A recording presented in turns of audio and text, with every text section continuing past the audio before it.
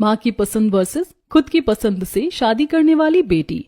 शाम को drawing room में मधुबाला देवी, मोहन जी, शिल्पा और नेहा बैठे होते हैं। माहौल पहले से ही थोड़ा तनाव भरा होता है। मैं तो अपनी पसंद से ही शादी करूंगी, मुझे आपकी पसंद से कोई लेना देना नहीं है। तुझे पता है आजकल दुनिया में कितना क्राइम हो रहा है, लड़के कितने बेकार निकलते हैं। घर से भी जाओगी और अपने पति से भी धोखा खाओगी। मम्मी, सब लड़के एक जैसे नहीं होते। जिससे मैं प्यार करती हूँ वो बहुत अलग है। नेहा, तू क्यों ये सब बातें उठा रही है? जब शादी का टाइम आएगा ना, मम्मी पापा की पसंद से कर लेना। नहीं, मैं नहीं करूंगी। मम्मी, मैं तो आपकी पसंद से ही शादी करूंगी। देखो शिल्पा को यही होती है संस्कारी बेटी। मुझे अपनी पसंद पर गर्व है। एक ही घर में दो बेटियों की सोच इतनी अलग होती है। एक पूरी तरह आज्ञाकारी, दूसरी आत्मनिर्भर और अपनी बात पर डटी रहने वाली। सुबह सुबह किचन में शिल्पा खाना बना रही होती है, चूल्हे पर सब्जी चढ़ी होती है और वो चुपचाप अपना काम कर रही होती है। बेटा, आज तो तूने बहुत अच्छा खाना बनाया है। जब तू ससुराल जाएगी ना, सब मेरी बेटी की तारीफ करेंगे। जी मम्मी। शिल्पा की मुस्कान में खुशी तो होती है, लेकिन कहीं न कहीं अपने फैसले खुद न लेने की आदत भी दिखती है। दूसरी तरफ नेहा अपने बॉयफ्रेंड मुकुल के साथ एक खूबसूरत कैफे में बैठी होती है। दोनों के बीच हंसी मजाक चल रहा होता है। चलो इस कैफे पर रुककर कॉफी पीते हैं। तुम्हें याद है आज क्या स्पेशल दिन है? क्या स्पेशल? तुम ही बता दो। आज हमारी 4th एनिवर्सरी है। 4 साल हो गए हमारे रिलेशनशिप को। मुकुल मुस्कुराता है और अचानक ताली बजाता है। तभी दो वेटर केक लेकर आते हैं। छोटे छोटे पटाखे जलते हैं और उन दोनों पर फूलों की बारिश होने लगती है। Thank you so much. मुझे तो लगा तुम भूल गए होगे। जितना इम्पोर्टेंट मैं तुम्हारे लिए हूं ना, उतनी ही स्पेशल तुम मेरे लिए हो। तुम मेरी लाइफ का लकी चार्म हो। नेहा की आंखों में चमक आ जाती है। वो मुस्कुराते हुए मुकुल का हाथ पकड़ लेती है। एक तरफ घर में शिल्पा अपनी माँ की हर बात मानते हुए चुपचाप जिम्मेदारियां निभा रही होती है और दूसरी तरफ नेहा अपने फैसले खुद लेकर अपनी जिंदगी को अपने तरीके से जी रही होती है। एक ही घर में दो बेटियां, एक माँ की पसंद और दूसरी खुद की पसंद। अगले दिन सुबह घर में हलचल शुरू हो जाती है। मधुबाला देवी अपनी बड़ी बेटी शिल्पा के कमरे में जाती है। बेटा, आज तुझे कुछ लोग देखने आने वाले हैं, तू अच्छे से तैयार होकर रहना। ओहो, मेरी बड़ी बहन का शादी का नंबर लग गया है। मैं तो आपकी शादी में बहुत बढ़िया बढ़िया आउटफिट पहनूंगी। हाँ ठीक है, पहन लेना। नेहा खुद अपनी बहन को बड़े प्यार से तैयार करती है। शिल्पा सजी हुई बहुत सुंदर लग रही होती है। कुछ ही देर में लड़के वाले घर आ जाते हैं। राघव, माँ, कमला देवी, पिता और देवर। बाहर से पूरा परिवार बहुत सीधा सादा और सभ्य दिख रहा होता है, लेकिन उनकी नजरों में चालाकी झलक रही होती है। बहुत ही सुंदर घर है आपका। आइए आइए बैठिए। थोड़ी देर बाद शिल्पा चाय लेकर आती है। वो शर्माते हुए सबके सामने बैठती है। लाइए, मैं पकड़ता हूँ। राघव शांत और सीधा साधा दिखता है, जिससे शिल्पा के माता पिता प्रभावित हो जाते हैं। थोड़ी बातचीत के बाद दोनों परिवार एक दूसरे को पसंद कर लेते हैं। हमें तो आपकी बेटी बहुत पसंद आई। हमें भी आपका बेटा बहुत अच्छा लगा। बिना ज्यादा देर किए रिश्ता वहीं पक्का कर दिया जाता है। शाम को पूरा परिवार ड्राइंग रूम में बैठा होता है। बेटा, तेरा रिश्ता पक्का हो गया है और अब कुछ महीनों बाद ही शादी हो जाएगी। मम्मी, ऐसे कैसे रिश्ता पक्का कर दिया आपने? आपने दीदी की हाँ या ना भी नहीं पूछी? जो उसकी माँ कहेगी वही उसकी पसंद है। तुझे बीच में टांग अड़ाने की कोई जरूरत नहीं है। खुद तो तू बिगड़ी हुई है, इसे मत बिगाड़। ये 2026 चल रहा है, 1920 नहीं, जहाँ लड़का लड़की एक दूसरे से बात भी ना करे और बिना उनकी राय के शादी तय कर दी जाए। नेहा, तू चुप रहे, ये बड़ों का फैसला है। दीदी, आपको अपनी लाइफ के फैसले खुद लेने चाहिए। कुछ दिन बीत जाते हैं। रिश्ता तो पक्का हो चुका होता है, लेकिन शिल्पा के पास अभी तक राघव का नंबर भी नहीं होता। दीदी, आपको लड़के का नंबर मिला? नहीं, अभी तक नहीं मिला। अगर गलती से कहीं से मिल भी गया ना, तो मम्मी मुझे जान से मार देंगी। ये कौन सा तरीका है? ऐसे कैसे शादी कर सकती हो आप? जो मम्मी की पसंद है, मुझे उस पर पूरा भरोसा है। हर माँ बाप अपने बच्चों के लिए अच्छा ही सोचते हैं। एक दिन मधुबाला और मोहन जी नेहा को बुलाते हैं। नेहा, तेरी भी शादी की उम्र हो गई है। तेरी बहन की शादी पक्की हो गई है। अब तेरे लिए भी लड़का ढूंढना शुरू कर रहे हैं हम। मेरे लिए लड़का ढूंढने की जरूरत नहीं है। मैंने अपने लिए लड़का ढूंढ रखा है। दीदी के साथ ही मेरी शादी कर देना, बस। ये सुनकर दोनों माता पिता हैरान रह जाते हैं। तेरी हिम्मत कैसे हुई हमें फैसला सुनाने की? तो इतनी बड़ी हो गई है कि अपने लिए खुद रिश्ता ढूंढने लगी। मुझे आपकी पसंद पर कोई भरोसा नहीं है। आजकल का जमाना है, लोग पहले एक दूसरे को समझते हैं, फिर शादी करते हैं। बेटा, तू ये सही नहीं कर रही है। अपनी मम्मी की बात मान। नहीं पापा, ये मेरी जिंदगी है। मैं ऐसे अपने तरीके से जीऊंगी। घर में सन्नाटा छा जाता है। मधुबाला देवी गुस्से में नेहा को देखती हैं। ठीक है, हमारे ऊपर बस अब तेरा एक शादी का एहसान है। जिस दिन हम उसे उतार देंगे, उस दिन तू इस घर से निकल जाएगी। हमसे और तेरी बहन से तेरे सारे रिश्ते खत्म हो जाएंगे। अगर अपनी जिंदगी जीने की इतनी बड़ी कीमत चुकानी पड़ेगी तो मैं ये भी चुकाने को तैयार हूँ, लेकिन मुझे ये सुकून रहेगा कि मैंने जो भी फैसला लिया वो खुद लिया। अब जो तुझे सोचना है सोच ले, हमारा फैसला भी पक्का है। पूरे घर में शादी का माहौल होता है। ढोल नगाड़े बज रहे होते हैं, मेहमान नाच गा रहे होते हैं। शिल्पा दुल्हन बनी बैठी होती है और नेहा अलग अलग खूबसूरत आउटफिट पहनकर पूरे फंक्शन को एंजॉय कर रही होती है। अरे मासी जी थोड़ा और नाचिए ना, आज मेरी दीदी की शादी है। नेहा हर किसी के साथ हंसी मजाक कर रही होती है, लेकिन उसकी आंखों में हल्का सा दर्द भी छिपा होता है। नेहा तूने घर वालों से सारे रिश्ते खत्म कर दिए, फिर भी तू इतना एंजॉय कर रही है। तेरी शादी के बाद कोई तुझसे मिलने भी नहीं आएगा, तुझे जरा भी दुख नहीं है। लाइफ में कभी कभी सबको अलग अलग फैसले लेने पड़ते हैं। आज दुख है कल सुख होगा। यार तू पता नहीं इतनी सख्त कैसे है, अपने फैसले खुद ले लेती है। मेरी तो हिम्मत ही नहीं होती मम्मी पापा के सामने बोलने की। मेरी भोली भाली बहन, जिस दिन तू अपना फैसला खुद लेगी ना, उसी दिन से तू भी खुश रहने लगेगी। अब रोने की कोई बात नहीं, अपनी शादी एंजॉय कर। शिल्पा भावुक होकर नेहा को गले लगा लेती है। शिल्पा की शादी धूमधाम से पूरी हो जाती है। विदाई का समय आता है, घर में सब रो रहे होते हैं और शिल्पा चली जाती है। उसी दिन एक कोने में नेहा भी अपने फैसले के साथ खड़ी होती है। मैं जा रही हूँ शादी करने। जब आप लोगों को मेरा साथ नहीं देना है तो अब क्या ही बात रह गई है। जा यहाँ से, तू हमारे लिए मर गई। हमें न तेरी शक्ल देखनी है न तेरे बारे में कुछ जानना है। बेटा खुश रहना। नेहा रोते हुए घर से निकल जाती है। पीछे मुड़कर आखिरी बार अपने घर को देखती है और फिर आगे बढ़ जाती है। एक छोटे से ऑफिस में नेहा और मुकुल खड़े होते हैं। वहां सिर्फ कुछ गवाह होते हैं, कोई शोर नहीं, कोई धूमधाम नहीं, लेकिन उनके चेहरे पर सच्चा प्यार होता है। डर तो नहीं लग रहा? नहीं, क्योंकि तुम साथ हो। दोनों रजिस्टर मैरिज कर लेते हैं। दोनों बहनें अब अपनी अपनी जिंदगी के अलग अलग रास्तों पर निकल चुकी होती हैं। शिल्पा का ससुराल बाहर से बहुत बड़ा और अच्छा दिखता है, लेकिन अंदर के लोग बहुत चालाक होते हैं। शिल्पा का गृह प्रवेश हो रहा होता है। आओ बेटा, अब तो इस घर के सारे काम तुम ही संभालोगी। मैं तो अपनी जिम्मेदारियों से फ्री हो गई। मैं अभी घर में आई भी नहीं और काम की जिम्मेदारी पहले ही दे दी इन्होंने। रात को शिल्पा अपने कमरे में बैठी होती है, सिर पर घूंघट रखे हुए। उसका दिल घबराहट से तेजी से धड़क रहा होता है। राघव बाथरूम से बाहर आता है और धीरे धीरे शिल्पा के पास बैठता है। अब घूंघट हटाओ भी। वो खुद ही उसका घूंघट हटाता है और बिना उसकी सहमति के उसे गलत तरीके से छूने की कोशिश करता है। शिल्पा असहज हो जाती है, पीछे हटने की कोशिश करती है। मैं बहुत ज्यादा थक गई हूँ, मैं सोना चाहती हूँ। आज हमारी सुहागरात है, तुम ऐसे कैसे सो सकती हो? राघव उसकी चुन्नी खींच लेता है और जबरदस्ती करीब आने की कोशिश करता है। शिल्पा की आंखों में डर साफ दिखाई देता है। उसे समझ आ जाता है कि उसकी जिंदगी उतनी आसान नहीं होने वाली जितनी उसने सोची थी। अगली सुबह शिल्पा बहुत थकी हुई सी उठती है। उसके चेहरे पर नींद की कमी और हल्की उदासी साफ नजर आ रही होती है। जैसे वो नीचे आती है, किचन में कमला देवी खड़ी होती हैं। आ गई महारानी, जाओ जाकर काम करो। अब इस घर का हर एक काम तुम्हारी जिम्मेदारी है। सारा काम खुद कर देना, मुझे कुछ बताने की जरूरत ना पड़े। जी मम्मी जी। शिल्पा चुपचाप किचन की तरफ बढ़ जाती है। उसके चेहरे पर डर और दबाव साफ झलक रहा होता है। दूसरी तरफ नेहा का गृह प्रवेश हो रहा होता है। मुकुल का घर साधारण लेकिन प्यार से भरा होता है। दरवाजे पर रंगोली बनी होती है और परिवार के सभी लोग मुस्कुराते हुए खड़े होते हैं। आओ बेटा, अपने घर में स्वागत है। नेहा मुस्कुराते हुए अंदर कदम रखती है। उसके चेहरे पर सुकून और अपनापन साफ दिखाई देता है। नेहा और मुकुल अपने कमरे में जाते हैं। नेहा घूंघट में बैठी होती है। मुकुल धीरे से उसका घूंघट हटाता है। मेरी प्यारी बीवी, आराम कर लो, तुम भी थक गई होगी। हाँ, आप सही कह रहे हो। नेहा थोड़ी अनकंफर्टेबल महसूस कर रही होती है। अरे तुम्हें टेंशन लेने की कोई जरूरत नहीं है। पहले हम अपनी दोस्ती को और मजबूत करेंगे। हम बॉयफ्रेंड गर्लफ्रेंड तो थे, लेकिन फिर भी हमें एक दूसरे को और जानने की जरूरत है। उसके बाद ही हम अपने हस्बैंड वाइफ के रिश्ते को आगे बढ़ाएंगे।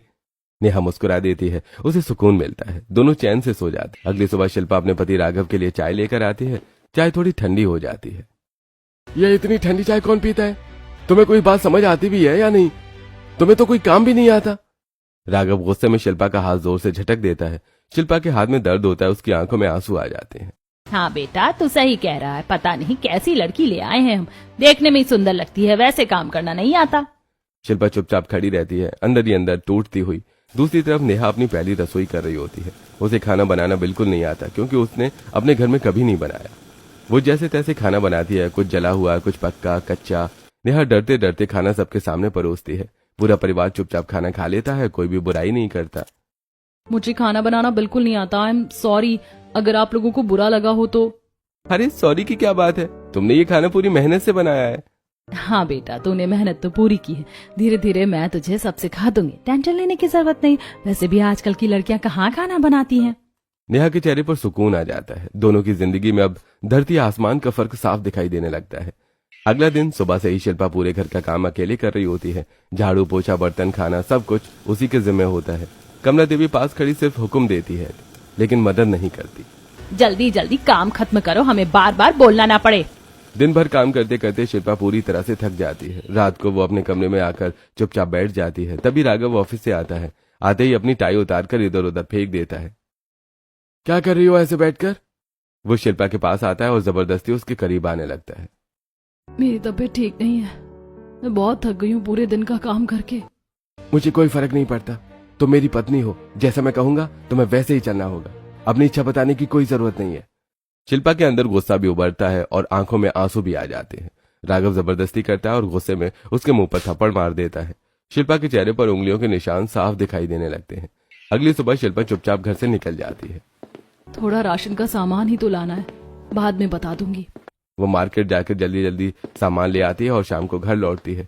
घर में राघव पहले से मौजूद होता है। कमला देवी उसे भड़का चुकी होती है। बेटा, पता है तेरी बीवी बिना बताए चली गई, ना खाना बनाया ना कुछ। तभी शिल्पा अंदर आती है। तुम्हें शर्म नहीं आती? मेरे माँ बाप को 2 टाइम की रोटी भी नहीं दे सकती? मैं तो सारा खाना बनाकर गई थी और मार्केट ही तो गई थी। राघव गुस्से में उसे कमरे में खींच कर ले जाता है। आइंदा से ऐसा कुछ ना सुनो और ना ही तुम बिना बताई कहीं जाओगी। शिल्पा दर्द से करा उठती है। अगले दिन शिल्पा के फोन पर उसके दोस्तों का कॉल आता है। वो राघव के सामने ही बात कर रही होती है। अरे यार, हम गेट टुगेदर कर रहे हैं, तू भी आ जा। नहीं यार, मैं नहीं आ सकती, मैं अपने ससुराल में हूँ। राघव अचानक मीठा बन जाता है। अरे क्यों नहीं जा सकती? जाओ ना, तुम भी एंजॉय करो। अरे तेरे पति तो खुद बोल रहे हैं जाने को, तू ही मना कर रही है। ठीक है, मैं अपने पति के साथ आ जाऊंगी। शाम को राघव शिल्पा को पार्टी में लेकर जाता है। वहां वो सबके सामने बहुत ही अच्छा और केयरिंग बनने का नाटक करता है। यार तेरा पति तो बहुत अच्छा है, हैंडसम भी है और केयरिंग भी। हाँ, बहुत केयरिंग है। लेकिन शिल्पा के दिमाग में वो सारे पल घूम रहे होते हैं। थप्पड़, गुस्सा, दर्द। एक दोस्त शिल्पा की गर्दन पर निशान देख लेती है। ये निशान कैसा है? अरे कुछ नहीं, काम करते वक्त लग गया, मेरी स्किन बहुत सेंसिटिव है ना। तभी शिल्पा का एक मेल फ्रेंड बेस्ट वाला वहां आता है और उसे गले लगा लेता है। कैसी हो शिल्पा? कितने टाइम बाद मिल रही हो? राघव दूर से गुस्से भरी नजरों से देख रहा होता है। अब ये शादीशुदा है, थोड़ा संभल कर। अरे मेल बेस्ट फ्रेंड की जगह कोई नहीं ले सकता। शिल्पा डर जाती है। आज तो घर जाकर बहुत कुछ होगा। घर लौटते ही राघव गुस्से से आग बबूला हो जाता है। बहुत मजे आ रहे थे ना? वो जोर से शिल्पा को थप्पड़ मारता है। शिल्पा नीचे गिर जाती है और उसका सिर टेबल से टकरा जाता है। हल्का खून निकलने लगता है। आप सबके सामने इतना अच्छा बनने का नाटक करते हो और यहाँ आकर ऐसा व्यवहार करते हो। मैं अब आपसे बहुत तंग आ चुकी हूँ। राघव उसका चेहरा पकड़ लेता है। तंग आ चुकी हो तो मैं क्या करूं? तुम्हारा ठेका नहीं ले रखा है मैंने। शिल्पा जोर जोर से रोने लगती है। अगली सुबह शिल्पा अपने कमरे में चुपचाप बैठी होती है। उसके चेहरे पर थकान और दर्द साफ दिखाई दे रहा होता है। तभी उसका फोन बजता है। स्क्रीन पर मम्मी लिखा होता है। Hello mummy. हाँ बेटा, कैसी है? ससुराल में सब सही चल रहा है ना? शिल्पा एक पल के लिए चुप हो जाती है। उसकी आंखों में आंसू आ जाते हैं, लेकिन वो खुद को संभाल लेती है। हाँ मम्मी, सब ठीक है, कोई टेंशन लेने की बात नहीं है। फोन करते ही शिल्पा की आंखों से आंसू बहने लगते हैं। वो अंदर ही अंदर पूरी तरह से टूट चुकी होती है। कुछ दिन बाद शिल्पा अपने ससुराल वालों और पति के व्यवहार से बहुत ज्यादा तंग आ जाती है। वो हिम्मत करके अपनी सास से बात करती है। मम्मी जी, मैं अपने घर जाना चाहती हूँ, मुझे मम्मी पापा की बहुत याद आ रही है। हाँ हाँ जा, वैसे भी तू कौन सा यहाँ टिकती है। शिल्पा चुपचाप अपना बैग उठाती है और मायके के लिए निकल जाती है। उसके कदम भारी होते हैं, लेकिन दिल में एक उम्मीद भी होती है। दूसरी तरफ नेहा की जिंदगी पूरी तरह अलग होती है। मुकुल उसे समझा रहा होता है। तुम ऐसे घर पर नहीं बैठ सकती। आजकल के जमाने में लड़कियां अपने पैरों पर खड़ी होती हैं। तुम अपनी पढ़ाई फिर से शुरू करो। आप जैसे पति पाकर तो मैं बहुत खुश हूँ। मैंने तो कोई 16 सोमवार के व्रत भी नहीं किए, फिर भी इतना अच्छा पति मिल गया। तुम्हें उसकी जरूरत भी नहीं थी, तुम हो ही इतनी खास। नेहा मुस्कुरा देती है। अगले दिन नेहा बहुत थकी हुई होती है। उसके पेट में दर्द हो रहा होता है। आज मेरे पेट में बहुत दर्द हो रहा है। अरे कोई बात नहीं, मैं ये नॉर्मल है, तुम स्ट्रेस मत लो। मुकुल उसके पास बैठकर उसके पैर दबाने लगता है। उसके लिए चॉकलेट लाता है और उसका बहुत ख्याल रखता है। यार तुम तो एकदम परफेक्ट हो। कभी कभी सोचती हूँ अगर मैं मम्मी पापा की मर्जी से शादी कर लेती तो मेरी जिंदगी कैसी होती। मुझे पता है तुम्हें दुख होता है ना कि तुम्हारे मम्मी पापा तुमसे बात नहीं करते। हाँ, दुख तो होता है, लेकिन क्या करूं, तुम्हारे साथ मेरी जिंदगी एकदम परफेक्ट है। कभी कभी सोचती हूँ अगर मैंने अपनी लाइफ का फैसला खुद ना लिया होता तो शायद मैं किसी अनजान के घर में दुख झेल रही होती। मुकुल उसे अपने गले से लगा लेता है। एक दिन सब ठीक हो जाएगा, मैं तुम्हारे साथ हूँ और तुम्हारे मम्मी पापा भी एक दिन हमें एक्सेप्ट कर लेंगे। नेहा उसकी बाहों में सुकून महसूस करती है। एक तरफ शिल्पा जो अपने दर्द को छुपाकर जी रही होती है और दूसरी तरफ नेहा जो अपने फैसले पर खड़ी होकर खुशियों से भरी जिंदगी जी रही होती है। रात को शिल्पा किचन में देर तक काम करके अपने कमरे में आती है। उसके हाथ थकान से कांप रहे होते हैं। जैसे वो कमरे में कदम रखती है, राघव गुस्से में खड़ा होता है। इतनी देर क्यों लगा दी? एक काम भी ढंग से नहीं होता तुमसे। वो मम्मी जी ने और काम दे दिया था, इसीलिए देर हो गई। राघव बिना कुछ सुने उसका हाथ पकड़कर जोर से खींचता है। बहाने मत बनाओ, तुम्हें सिर्फ कामचोरी आती है। वो शिल्पा को जोर से धक्का देता है जिससे वो बिस्तर पर गिर जाती है। उसके हाथ से कंगन टूटकर फर्श पर बिखर जाते हैं। प्लीज मुझे मत मारो। लेकिन राघव का गुस्सा कम नहीं होता, वो उसे थप्पड़ मार देता है। दूसरी तरफ नेहा अपने कमरे में बैठी होती है। वो थोड़ा बीमार लग रही होती है और उसके माथे पर हल्का बुखार होता है। नेहा, तुम ठीक तो हो? तुम्हारा चेहरा इतना उतरा हुआ क्यों लग रहा है? थोड़ा सिर दर्द हो रहा है और कमजोरी भी लग रही है। मुकुल तुरंत उसके पास बैठ जाता है और उसका माथा चेक करता है। अरे तुम्हें तो बुखार है, तुम आराम करो, मैं अभी दवाई लेकर आता हूँ। वो खुद किचन में जाकर उसके लिए सूप बनाता है, दवाई लाता है और उसे अपने हाथ से खिलाता है।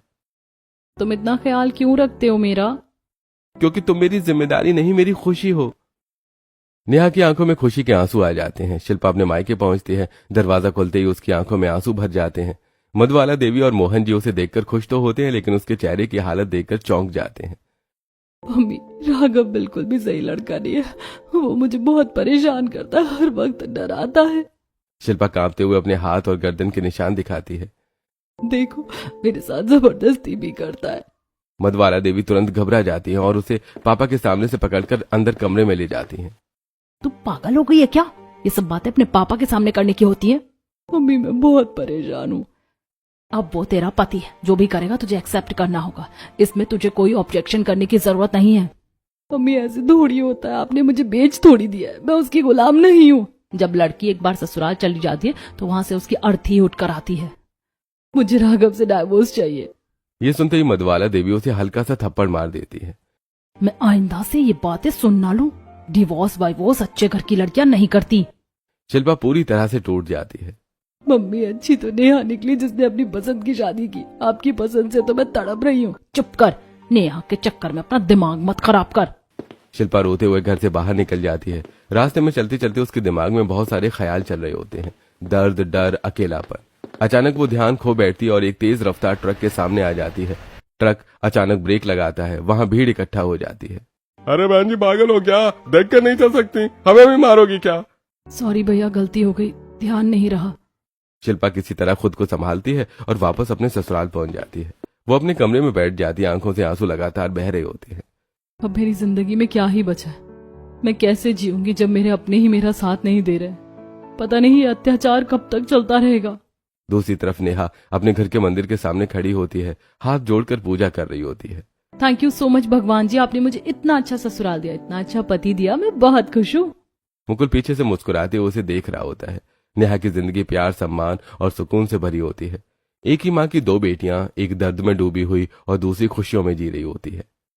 रात को शिल्पा और राघव अपने कमरे में शादी के लिए तैयार हो रहे होते हैं। शिल्पा आईने के सामने खड़ी होती है। उसके चेहरे और गर्दन पर कई निशान साफ दिखाई दे रहे होते हैं। ढंग से मेकअप करो, ये निशान क्यों दिख रहे हैं? कर तो रही हूँ, इससे ज्यादा मेकअप नहीं हो सकता। राघव गुस्से में उसका हाथ जोर से मरोड़ देता है। अगर किसी को कुछ बताने की कोशिश करी ना तो तुम्हारी जान ले लूंगा। शिल्पा दर्द से रोने लगती है। नहीं नहीं, मैं किसी को कुछ नहीं बताऊंगी, प्लीज मेरा हाथ छोड़ दो। मेरे दोस्त की शादी है, मुझे कोई बदतमीजी नहीं चाहिए। तमीज से पेश आना सबके सामने। शिल्पा अपने आंसू छुपाकर तैयार हो जाती है। राघव और शिल्पा शादी में पहुंचते हैं। चारों तरफ रोशनी, म्यूजिक और खुशियों का माहौल होता है। अरे यार, तेरी बीवी तो बहुत सुंदर है। हाँ यार, मैं बहुत लकी हूँ। कितना झूठा आदमी है, सिर्फ दिखावा करना जानता है। दूसरी तरफ नेहा और मुकुल भी उसी शादी के लिए तैयार हो रहे होते हैं। यार, आज मेरे बचपन के दोस्त की शादी है। तो चलो हम भी मिल लेते हैं आपके दोस्त से। दोनों तैयार होकर शादी में पहुंचते हैं। नेहा शादी के बाद और भी ज्यादा सुंदर और ग्लोइंग लग रही होती है। यार तेरी बीवी कितनी सुंदर है। बीवी तो सुंदर है ही, मैं भी इसे पाकर बहुत खुश हूँ। अगर नेहा मेरी जिंदगी में नहीं होती तो मैं तो बेजान सा हो जाता। नेहा ये सुनकर खुश हो जाती है। इसी पार्टी में दोनों बहनें नेहा और शिल्पा एक ही जगह मौजूद होती हैं। अचानक नेहा की नजर सामने जाती है। वहां शिल्पा अपने पति के साथ खड़ी होती है। राघव हल्के से उसे डांट रहा होता है, लेकिन ये किसी को साफ नजर नहीं आता। नेहा तुरंत अपनी बहन के पास जाती है। अरे दीदी आप यहाँ, हम कितने साल बाद मिल रहे हैं। शिल्पा भी उसे देखकर खुश हो जाती है और गले लगा लेती है। अरे मेरी प्यारी बहन तो कहाँ थी, कैसी थी? मैंने मम्मी से पूछने की कोशिश भी की थी, लेकिन उन्होंने मुझे डांट दिया। मुझे माफ कर देना। कोई बात नहीं दीदी, मुझे पता है आप मम्मी की हर बात मानती हो, इसीलिए फोन नहीं कर पाई। दीदी आपको क्या हो गया है? आपका फेस इतना डल क्यों लग रहा है? आप तो हमेशा इतनी ग्लोइंग रहती थी। मुझे छोड़, तू अपने आप को देख, तू कितनी स्मार्ट और ग्लोइंग लग रही है, एकदम कोरियन ग्लास स्किन। ये सब मुकुल का प्यार है। शादी के बाद लाइफ एकदम परफेक्ट चल रही है। शिल्पा ये सुनकर हल्का सा मुस्कुराती है, लेकिन अंदर ही अंदर उसे दुख और शर्मिंदगी महसूस होती है। हाँ मेरी भी अच्छी चल रही है। दीदी आपके चेहरे और गर्दन पर निशान कैसे? हाथ पर भी लगता है आप अपना ध्यान नहीं रख रही हो। नहीं ऐसी कोई बात नहीं है, तू ज्यादा सोच रही है। शिल्पा नजरें चुरा लेती है। नेहा को ये सब थोड़ा अजीब लगता है। उसके मन में सवाल उठने लगते हैं। रात को घर लौटकर नेहा अपने गहने उतार रही होती है। उसके चेहरे पर सोच और चिंता साफ दिखाई दे रही होती है। यार पता नहीं, आज दीदी से मिलकर अच्छा तो लगा, लेकिन उससे ज्यादा अजीब लगा। क्या हुआ? उनके हाथ पर इतने निशान थे, चेहरे पर भी, और वो बहुत दुखी लग रही थी। पहले उनके चेहरे पर कितना निखार होता था, अब एकदम बुझा हुआ लग रहा था। तुम उनसे खुलकर बात करो। कभी कभी ससुराल में बहुत प्रॉब्लम्स होती हैं और लड़कियां वो बातें दबा देती हैं। नेहा के मन में शक और गहरा हो जाता है। अगले ही दिन नेहा अपने मायके जाती है। दरवाजा खोलते ही मधवाला देवी उसे देखकर गुस्से में आ जाती हैं। मम्मी दीदी के साथ क्या हो रहा है? तुझे कुछ जानने की जरूरत नहीं, निकल जा यहाँ से। तेरी हिम्मत कैसे हुई यहाँ आने की? मम्मी दीदी की हालत ठीक नहीं लग रही थी, कल शादी में मिली थी, उन्हें जरूर कोई दिक्कत है। तू ज्यादा ज्ञानी मत बन, हमें जो परेशानी दिखेगी हम खुद बात कर लेंगे। मधवाला देवी उसे धक्का देकर घर से बाहर कर देती है। नेहा बाहर खड़ी सोचती रहती है। मम्मी को सब पता है, लेकिन वो मुझे कुछ नहीं बता रही है। अब मुझे खुद ही पता लगाना पड़ेगा। अगले दिन नेहा मुकुल से शिल्पा के ससुराल का एड्रेस लेती है और वहां पहुंच जाती है। वो पास की एक पड़ोसी औरत से बात करती है। आंटी ये जो पास वाला घर है उसमें सब ठीक है ना? बेटी उस घर से तो रोज मारपीट और चिल्लाने की आवाज आती है, रात को रोने की आवाज भी आती है। और उनकी बहू, वो तो बहुत परेशान रहती है, उसे नौकरानी की तरह काम करवाते हैं। ये सुनकर नेहा के पैरों तले जमीन खिसक जाती है। उसी दिन नेहा अपनी बहन को फोन करती है। दीदी चलो ना, आज हम दोनों मिलते हैं, बहुत सारी बातें करनी है। हाँ ठीक है। दोनों एक कैफे में बैठती हैं। शिल्पा कॉफी लेने के लिए उठकर जाती है। इतने में नेहा की नजर शिल्पा के फोन पर पड़ती है। वो झिझकते हुए फोन उठाती है। फोन में नोट्स खुले होते हैं। मैं मरना चाहती हूँ, मेरा पति मेरा साथ नहीं देता, मैं बहुत अकेली हूँ। नेहा के हाथ कांपने लगते हैं। वो गैलरी खोलती है। वहां कई वीडियोस होते हैं। राघव शिल्पा को मार रहा होता है, उस पर चिल्ला रहा होता है। नेहा की आंखों में आंसू आ जाते हैं। दीदी आप इतना सब सह रही थी और मुझे बताया तक नहीं। नेहा जल्दी से सारे फोटो और वीडियोस अपने फोन में भेज लेती है। अब सच्चाई पूरी तरह से सामने आ चुकी थी। नेहा समझ चुकी थी उसकी बहन किस नरक में जी रही है। रात को नेहा अपने कमरे में बैठी होती है और अपने फोन में सेव की गई सारी वीडियो मुकुल को दिखा रही होती है। देखो दीदी के साथ कितना बुरा हो रहा है, वो इतना सब सह रही हैं। मुकुल ध्यान से सारी वीडियोस देखता है। शिल्पा पर हो रही मारपीट, उसकी रोती हुई हालत। नेहा तुम्हें अपनी दीदी के लिए स्टैंड लेना होगा। तुम हमेशा सबकी मदद करती हो, आज अपनी बहन के लिए खड़ा होना पड़ेगा। तुम सही कह रहे हो, मेरी खुद की पसंद कितनी अच्छी निकली और माँ की पसंद कितनी गलत। नेहा तुरंत अपनी बहन को फोन करती है। दीदी कल हम लोग आपके घर आ रहे हैं और मम्मी पापा को भी बुला लेना। अगर मैं उन्हें फोन करूंगी तो वो मुझसे मिलने से मना कर देंगे। ठीक है, तू परेशान मत हो, मैं जानती हूँ तुम मम्मी पापा से ज्यादा दिन दूर नहीं रह सकती। अगले दिन शिल्पा के ससुराल में सभी लोग इकट्ठा होते हैं। नेहा, मुकुल, मधवाला, मोहन जी और शिल्पा का ससुराल। माहौल ऊपर से सामान्य लगता है। सब हंसी मजाक कर रहे होते हैं। अचानक नेहा टीवी ऑन करती है। नेहा तेरी अभी तक टीवी देखने की आदत नहीं गई? दीदी आपको तो पता है मुझे टीवी देखना कितना पसंद है। नेहा अपना फोन टीवी से कनेक्ट करती है। अचानक स्क्रीन पर वीडियो चलने लगती है। राघव शिल्पा को मार रहा होता है, उसका सिर टेबल से टकरा रहा होता है, थप्पड़ मारता है। फिर स्क्रीन पर शिल्पा के लिखे हुए शब्द आते हैं, मैं मरना चाहती हूँ, मैं अपनी जिंदगी खत्म करना चाहती हूँ। पूरा कमरा सन्न रह जाता है। ये सब क्या है? तुम यहाँ हमसे मिलने आई हो या हमारी इज्जत मिट्टी में मिलाने? मैं आपकी इज्जत खराब करने नहीं आई हूँ, मैं आपको आपके बेटे की करतूत दिखाने आई हूँ। इतने सालों से वो मेरी बहन के साथ ये सब कर रहा है और आपको कोई फर्क नहीं पड़ता। शिल्पा रोने लगती है। नेहा ये सब मत कर, मेरा घर टूट जाएगा। दीदी ऐसा घर टूटने से अच्छा है कि इंसान मर जाए। अगर आज भी आपने स्टैंड नहीं लिया तो आपकी पूरी जिंदगी बर्बाद हो जाएगी। तूने अपनी जिंदगी तो खराब कर ली, अब इसकी भी बर्बाद करेगी। मम्मी आपको अभी भी शर्म नहीं आ रही है? आपने जबरदस्ती दीदी की शादी कर दी और अब उनका साथ देने की बजाय उन्हें ही डांट रही हो। शिल्पा अपनी माँ के गले लग जाती है और जोर जोर से रोने लगती है। मम्मी मैं यहाँ बहुत परेशान हूँ, मुझे बचा लो। मधुबाला देवी की आंखों में आंसू आ जाते हैं। मुझे अपनी पसंद पर बहुत शर्म आ रही है। सही तो नेहा निकली जिसने अपनी जिंदगी का फैसला खुद लिया। भाई साहब आपने बहुत गलत किया, हमारी बेटी को इतना परेशान किया। आज ये रिश्ता खत्म होकर रहेगा। मेरी दीदी इस जेल से आजाद होंगी और ना ही वो दरिंदे के साथ रहेंगी। नेहा और उसके माता पिता मिलकर शिल्पा को उस घर से बाहर निकाल लेते हैं। कुछ समय बाद शिल्पा का डिवोर्स हो जाता है। वो अपने मायके वापस आ जाती है। मधुबाला और मोहन जी अब नेहा और मुकुल को भी अपना दिल से अपना लेते हैं। मम्मी आपने बहुत अच्छा किया जो दीदी का साथ दिया। बेटा मुझे माफ कर देना, मैं हमेशा तुझे गलत समझती रही। आज तूने ही अपनी बहन की जान बचाई है। शिल्पा आगे बढ़कर नेहा को गले लगा लेती है। तू मेरी असली ताकत है मेरी बहन।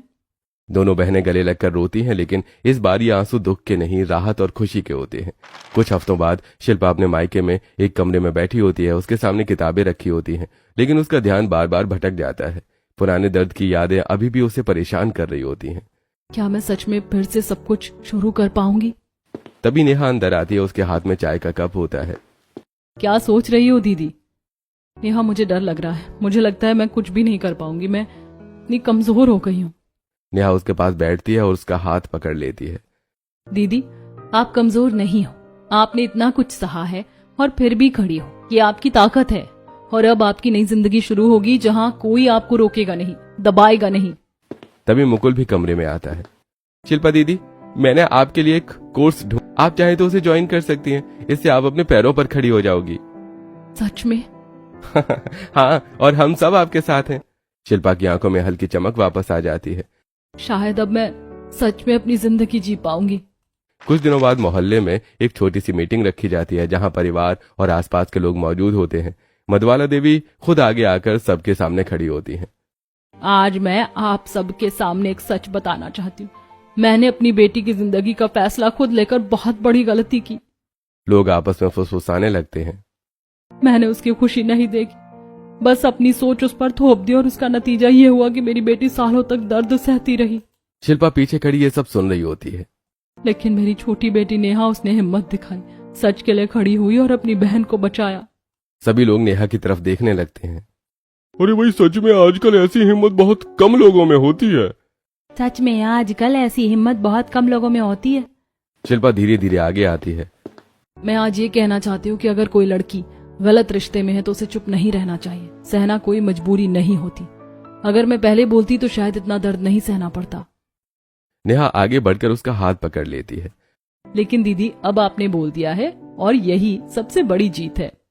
मुकुल और मोहन जी गर्व से दोनों बेटियों को देखते हैं। क्या शादी माता पिता की पसंद से ही होनी चाहिए या रिश्ते में समझ और खुशी ज्यादा जरूरी होती है? आप अपना नजरिए से क्या सोचते हैं? कमेंट्स में हमें जरूर बताएं।